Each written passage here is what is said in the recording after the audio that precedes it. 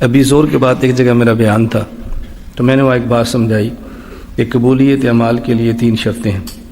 Number 1 عقیدہ ٹھیک ہو، number 2 نیت ٹھیک ہو، نمبر 3 عمل سنت کے مطابق ہو۔ اس پر جو وضاحت میں کرتا ہوں وہ آپ کی خدمت میں عرض کر رہا ہوں۔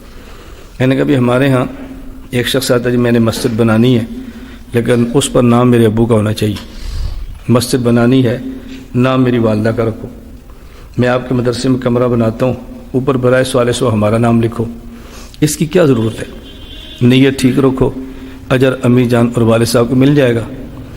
یہ تو بات ہوگی نیت ٹھیک ہونی چاہیے۔ اب اگلی بات نہ سمجھائیں تو خدشہ کیا ہوگا؟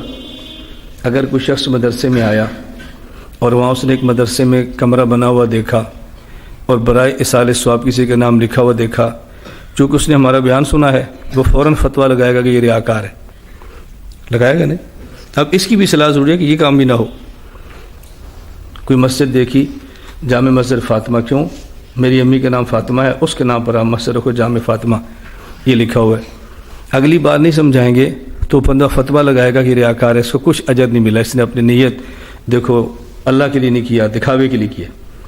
تو پھر میں نے بیان میں کہا اگلی بات بھی سمجھو، ہمارا عقیدہ ٹھیک ہونا چاہیے، نیت ٹھیک ہونی چاہیے، عمل سنت کے مطابق ہونا چاہیے۔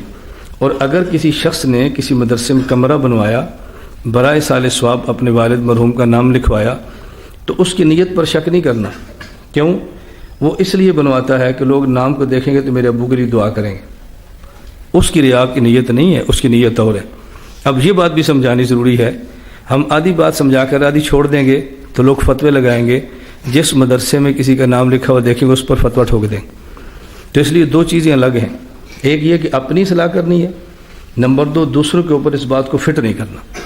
یہ میں نے وضاحت اس لیے کیا کہ جب میں عقائد کو بیان کروں گا کچھ باتیں آئیں گی اور آپ نے اس کے خلاف اپنے مسئلہ کے بعض علماء سے سنا ہوگا تو آپ بعد میں خسر بسر نہ کریں، اپنے حضرات کے خلاف بات نہ کیا کریں، اس کا نفع نہیں ہوتا۔ بس اپنی بات کریں، خود سمجھنے کی کوشش کریں۔